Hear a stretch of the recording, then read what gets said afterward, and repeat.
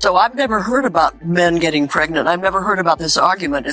It must be some part of what you call the far left that is so minuscule that I, who am... No, Jane, What? It's not minuscule, and I'm sorry, you can't throw this back on us. I assume it's because you are locked into media that just never wants anyone in their audience to know anything sketchy about the blue. There's something weirdly satisfying about watching Hollywood royalty collide with reality. Picture a movie star arguing with gravity and losing. That's exactly what went down when Jane Fonda faced off with Bill Maher on Club Random. What started as a calm chat quickly exploded into a full-blown ideological showdown, and Maher didn't come to play nice. He came armed, sharp, and ready to drop truths that make you wince. Fonda walked in expecting the usual celebrity echo chamber, nodding along, tossing around buzzwords like systemic and equity, feeling virtuous without saying a single thing. Instead, she walked straight into a verbal ambush. Maher, the anti-woke sniper, wasn't letting her off the hook. The first bomb dropped on the "men can get pregnant" debate. Fonda claimed, "I've never heard of men getting pregnant. It must be some tiny fringe of the far left." Seriously, Twitter, TikTok, campuses, this talking point has been everywhere for years. Maher calmly snapped, "This isn't some obscure corner of Twitter, it's mainstream liberal rhetoric." And just like that, Fonda's Hollywood bubble popped. She lives in a mansion where media is curated, soundproof, and insulated from the real world. Meanwhile, Maher holds up a mirror. No cheap shots, just facts. When she tried to claim California isn't far left, Maher laughed. You could practically hear it. He shot back, "California is overtaxed, overregulated, and effectively a one-party state with zero checks on extreme policies." Fonda shook her head in disbelief. She genuinely couldn't see how far left the state had become. That's how insulated she's gotten. Not a garage door? Absolutely. I'm sorry. Yeah, that is... No, you know this about California. Come No, I don't. Well, I'm sorry, I don't. You've never heard that California is overtaxed and overregulated? That we are a one-party state where there's sort of no checks on that sort of extreme leftism. And what do you think? I don't for a minute consider California a state that is extreme leftist.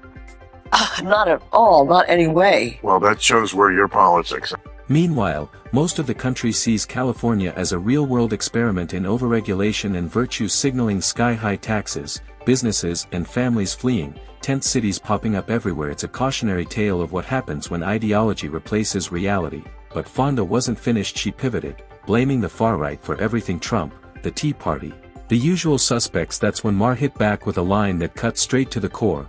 People aren't voting for Trump because they love him, they're voting for him because the far left has gone so far off the rails that he looks like the only alternative. The birthers, they became the Tea Party. There's about a third of this country that's very hard right. Of course they love Trump. When he left office, he had an approval rating of 34%. So he really only had those people. Why is he now tied? Because the other part of the coalition are people who, they don't really like him that much. They just think the far left has gone so nutty on so many issues. That's what they're being told. That's what by people like you. Because it's true. You think the far left does nothing crazy? Oh, I'm sure they... That's when the tension exploded. You could feel it in the air, like the calm right before a storm. Fonda argued that people only think the far left is crazy because, quote, that's what they're being told. Maher didn't even pause. He fired back instantly. Boom, knockout. Seconds later, Fonda admitted it. Yes, the far left does some outrageous things. Watching her accidentally concede mid-debate. Pure gold, classic woke logic in action. Deny, deflect, then accidentally prove your opponent right. When she asked who he meant by far left, Maher could list endless examples. She pressed for one, and he hit her with this. The NAACP issuing a travel advisory telling Black Americans to avoid Florida. Think about it, nobody is actually avoiding Florida, it's theater, not activism. And Maher nailed it. Performative outrage doesn't win hearts, it drives people away. Most Americans aren't turning hardcore conservative, they're just exhausted by empty gestures. They want common sense, not lectures. It's the far left. What do you mean when you say far left? I mean, I could give you a million examples. Yeah, well, give me one. Okay, the NAACP. You think the NAACP is far left? Could I left? finish my sentence? Yes. You asked me for an example. Yeah. Travel advisory, that's like the State Department does to go to, I'm sure when you went to Vietnam, they were advising you not to. There's a war on. I didn't talk to them. I don't have no. I know, but you know a travel advisory. Yeah. Today we have them for very dangerous countries. Yeah. Don't go to North Korea. Don't go to Iran. Yeah. You know where they issued a travel advisory for black people not to go? Yeah. Florida. Every day there's stories like that that just makes people roll their eyes and go, are you people nuts? Even if they don't matter that much, I don't think one person listened to this and thought, I can't go to Florida. But they just suggest something to the average person, which I completely understand, which is, wow, do you people ever find anything that's ridiculous? Then Maher went deeper. The real issue. How the far left twists legitimate causes into ideological purity tests. Take the "men can get pregnant" claim. Maher didn't mince words. That's not science, that's fantasy. He stressed that trans rights, dignity, respect, and equal opportunity are vital, but demanding society rewrite biology to protect feelings.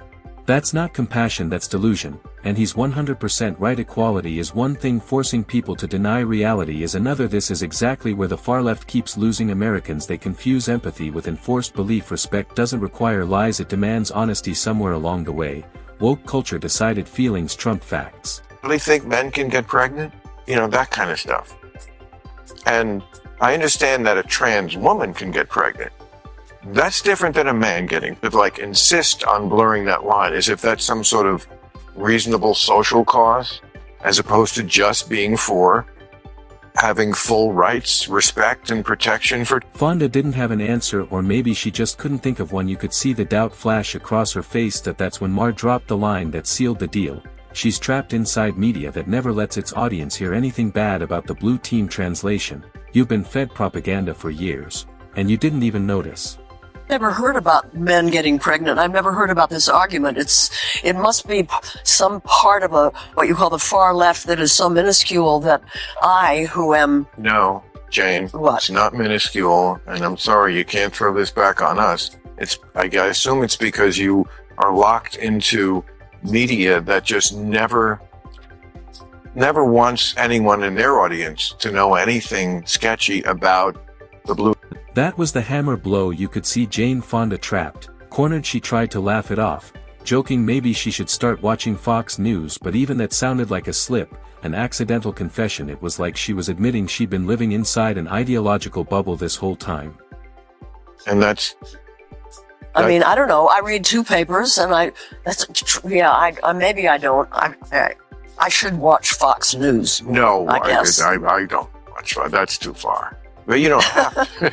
I'm not going to torture myself. And honestly, she's been living in that bubble for years, surrounded by applause from like-minded activists. Fonda hasn't seen the real world moving on. Everyday Americans are facing inflation, rising crime, and cultural tension while Hollywood elites debate pronouns and plastic straws. Bill Maher didn't shout, didn't posture, he simply popped the bubble. That's what makes this interview so powerful. It's more than politics, it's a snapshot of America. A clash between ideology and reality, emotion and logic. Maher even called out defunding the police, another perfect example of woke politics gone wrong. Most black Americans never supported defunding, they wanted reform, not chaos. Activists ignored that. Years later, communities pay the price: rising crime, unsafe neighborhoods, and broken trust. And now everyone who once chanted, defund the, reality is finally catching up.